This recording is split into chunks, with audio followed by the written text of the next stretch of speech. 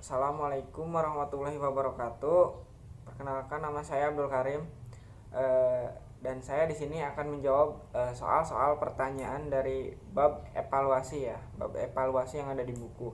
Jadi yang pertama itu jelaskan pengertian dan macam-macam gaya. Jadi gaya ini adalah suatu dorongan atau mungkin tarikan ya, tarikan.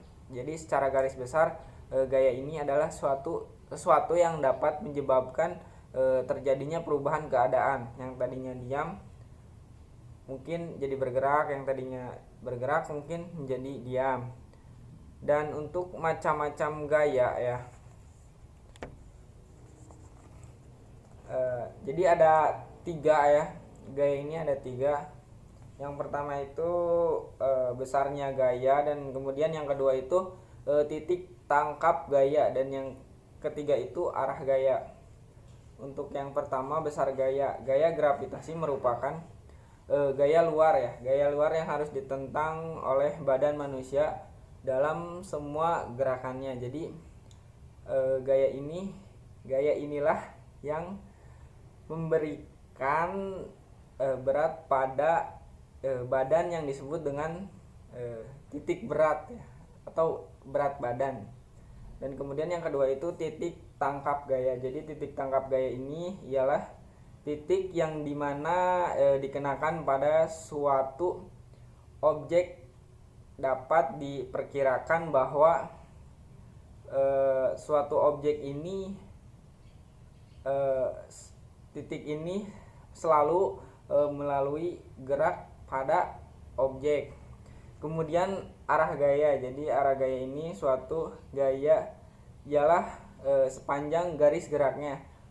Karena gaya gravitasi ini menarik semua objek. Dan kemudian yang soal yang ketiga ini jelaskan bagaimana cara memadukan. Jadi untuk memadukan ini ada dua aspek. Yang pertama itu secara grafis ya, secara grafis yaitu secara jajaran genjang, dan yang kedua itu secara hitungan.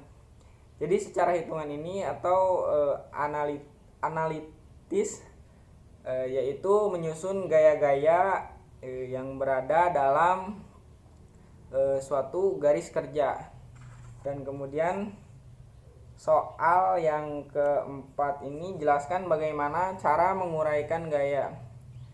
Jadi sebuah gaya R yang bekerja membentuk sudut A terhadap bidang datar yang dapat diuraikan menjadi komponen-komponen gaya yang bekerja pada sumbu X.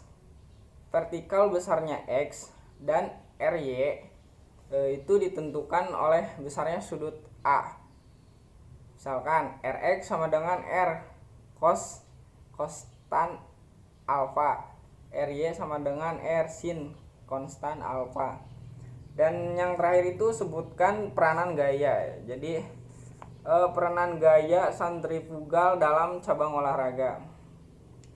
Untuk peranan gaya dalam cabang olahraga itu yang pertama itu ayunan raksasa, dan yang kedua itu gerakan melempar bola ya. Dan yang ketiga itu kejadian-kejadian di mana gaya sentrifugal ditahan seperti dinding gelas menahan air.